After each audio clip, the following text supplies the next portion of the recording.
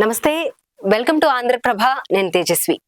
సకల సిద్ధులను అందించే క్రియాయోగ గురించి చాలా మందికి తెలీదు.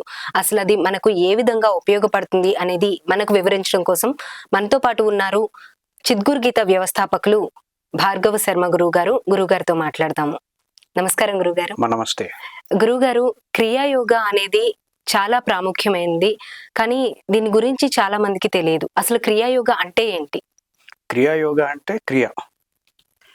ఇప్పుడు నేను ఇలా అన్నా కదా, దీన్ని క్రియ అంటాం. అంటే ఈ క్రియకి మనం భగవద్గీతలో చెప్పుకున్నట్లుగా కర్మణ్యే వాధికారస్తే మా ఫలేషు కదాచన మా కర్మ ఫలహేతుర్భూ మాతే సంగో స్వకర్మణి. కర్మ చెయ్యాలి, నీకు తప్పదు. కానీ కర్మను ఎలా చేయాలంటున్నాడంటే ఫలితం తీసేసి, దానిలో సంగత్వాన్ని తీసేసేసి, హేతువుని తీసేసేసి నువ్వు చెయ్యాలి. ఇప్పుడు కర్మలో ఫలితాన్ని తీసేసాం, సంగత్వాన్ని తీసేసాం, హేతువుని తీసేసాం. అప్పుడు ఏముంటుంది? జస్ట్ క్రియ ఉంటుంది. భగవానుడు కూడా భగవద్గీతలో నువ్వు క్రియగా చెయ్యి, ఏ పని చేసినా సరే ఫలితం మీద వెళ్ళిపోయి అది అలా జరగచ్చు, ఇది ఇలా జరగచ్చు, ఇట్లాంటివి ఏం పెట్టుకోకుండా జస్ట్ నీ బాధ్యత అనుకో. ఎలా చేయమంటున్నాడో దాన్నే క్రియ అంటాం. సో ఈ క్రియని ఋషి సాధన వ్యవస్థలోకి తీసుకొచ్చారనమాట. సో కొన్ని క్రియలు ఉంటాయి. ఈ క్రియల ద్వారా మన లోపల ఉండేటటువంటి శక్తి వ్యవస్థలు ఏవైతే ఉన్నాయో వాటిని జాగృతం చేసి నువ్వు నైష్కర్మ్య సిద్ధిని పొందే విధంగా ఈ సాధన ఉంటుంది. అల్టిమేట్ గా మానవుడికి ఏం కావాలి అంటే నైష్కర్మ్య సిద్ధి. నైష్కర్మ్య సిద్ధి అంటే ఏ పని చేయకుండా ఉండడం. అందరికి ఏమనిపిస్తుంది? ఇంటర్నల్ గా ఏముంటుంది చెప్పండి? నేను చాలా పనులు చేయాలి, బాగా పనులు చేయాలి, ఈరోజు పొద్దున్నే లేవగానే అని అనుకుంటామా? పనులు చేయాలంటే ప్రశాంతంగా ఉండాలి అనుకుంటాం. పని లేకుండా ఉంటే బాగుంటుంది అనుకుంటామా? అంటే కూల్ గా ప్రశాంతంగా మామూలుగా ఓపెన్ గా మాట్లాడితే ఏ వ్యక్తి ఎక్కువ కష్టపడిపోవద్దు, కొంచెం కూల్ గా ఉంటే బాగుంది అనుకుంటాం. అట్లా కాదు, సూటిగా ఉండాలి సమాధానం. ఏంటంటే పనులు చేస్తే బాగుంటుందా, ఏ పని లేకపోతే బాగుంటుందా? రెండు రకాలుగా ఉంటారు గురూజీ. ఓపెన్ అవ్వట్లా మీరు? అంటే కొన్ని టైమ్స్ పనులు చేయాలి అనిపించింది, కొన్ని టైమ్స్ ఖాళీ కూర్చుంటే బాగుండని అనిపించింది. ఇంటర్నల్ గా ఏమనిపిస్తుంది? మీ లోపల ఏమనిపిస్తుంది? పనుల మీద పనులు చేసుకుంటూ వెళ్ళాలనిపిస్తుంటుందా? ఏ పని లేకుండా ప్రశాంతం కూర్చుంటే బాగుంటుంది అనిపిస్తుంది? నాకైతే మరీ ప్రశాంతంగా ఊరికే అలా కూర్చోవాలని అనిపించదు గురూజీ, ఏదో చేయాలి అని. నహి కశ్చిత్ క్షణమపి జాతు తిష్టత్య. ఏ పని చేయకుండా ఎవరు ఉండలేరు. కానీ ఇంటర్నల్ గా భావం ఎలా ఉంటుంది? భావం దేన్ని ప్రేరేపించేలా ఉంటుంది? పని మీద పని చేసుకునేటట్టు ఉంటుందా? లేదు, కొంచెం ప్రశాంతంగా కూర్చుందాం అనేది. ఖాళీగా ఉంటే బాగుంటుందని కుక్క దగ్గర నుండి మనిషి వరకు ప్రతి జీవికి ఉంటుంది. అర్థమవుతుందండి? అది ఉంది కాబట్టే సాంకేతికత అనేది డెవలప్ అవుతూ వచ్చింది.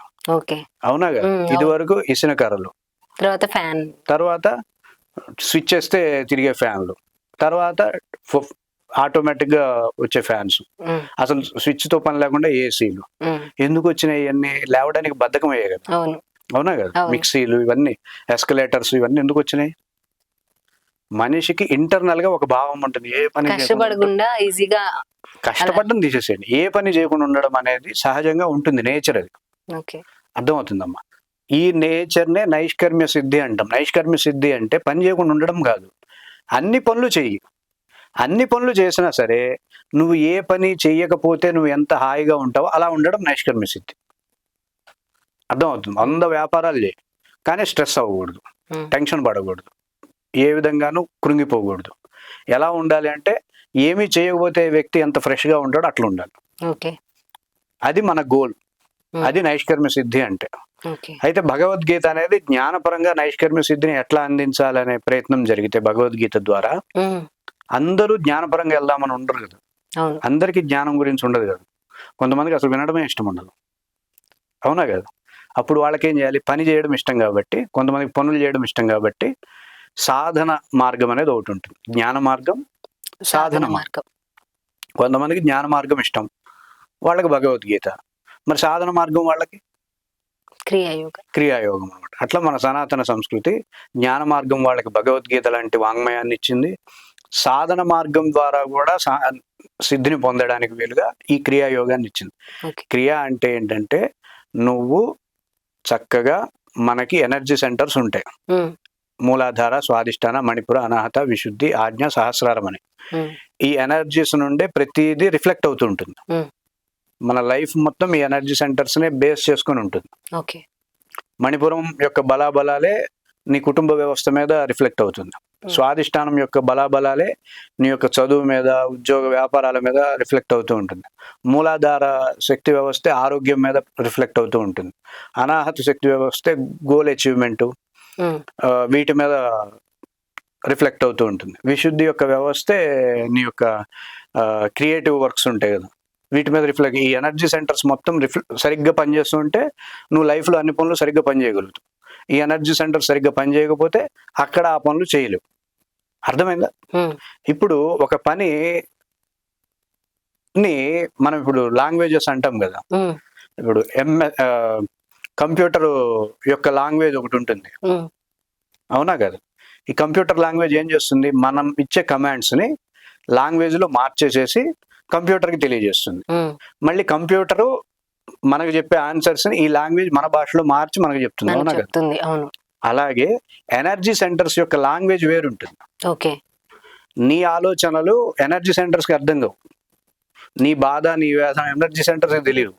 వాటికి తెలిసింది ఒకటే, చేయమంటే పని చేయడం, అర్థం కాకపోతే బ్లాక్ అవ్వడం, లేదంటే వ్యతిరేకం అవ్వడం, లేదంటే తనకు తానే డిస్ట్రాయ్ అవ్వడం. ఈ 4 అంశాలు ఎనర్జీ సెంటర్కి తెలిసిన విషయాలు.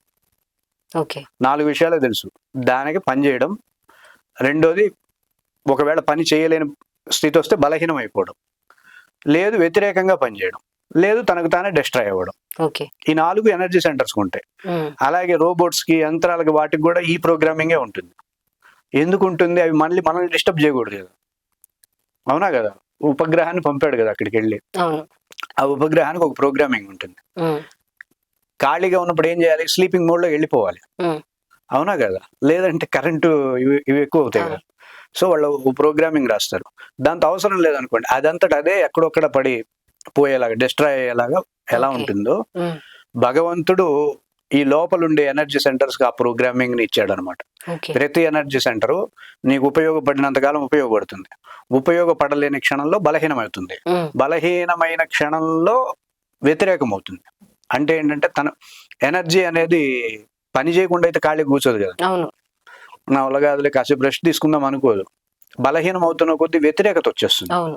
అంటే అది మనకు ఉపయోగపడే పని కాకుండా బాధ కలిగించే Opposite, ఆపోజిట్ వర్క్స్ చేసేస్తుంది. ఉమ్, సో అలా వర్క్ చేసి డిస్ట్రాయ్ అయిపోతుంది. ఈ 4 దశలు ప్రతి ఎనర్జీ సెంటర్కి ఉంటాయి.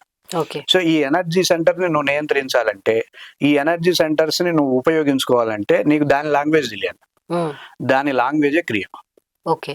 సో క్రియాయోగం అనేది ఏంటంటే ఎనర్జీ సెంటర్స్ని నీకు నచ్చినట్టుగా, నీకు అనుకూలంగా మార్చుకోవడానికి, ఎనర్జీ సెంటర్స్ ఏదైనా బ్లాక్ అయితే దాన్ని అన్బ్లాక్ చేసుకోవడానికి, ఎనర్జీ సెంటర్ వీక్ అయితే దాన్ని ఇంప్రూవ్ చేసుకోవడానికి, ఎనర్గైజ్ చేసుకోవడానికే మనం క్రియాయోగం అనేటటువంటి సాధనని చేయవలసి ఉంటుంది. ధన్యవాదాలు గురూజీ. చాలా తెలియని విషయాలు, అంటే క్రియాయోగ గురించి చాలా మందికి అవగాహన లేదు, కానీ మీ ద్వారా ఇవన్నీ కూడా తెలుసుకునే అవకాశం మాకు లభించింది. ధన్యవాదాలు గురూజీ. ధన్యవాదాలు.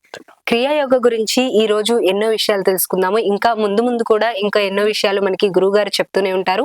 చూస్తూనే ఉండండి ఆంధ్రప్రభ.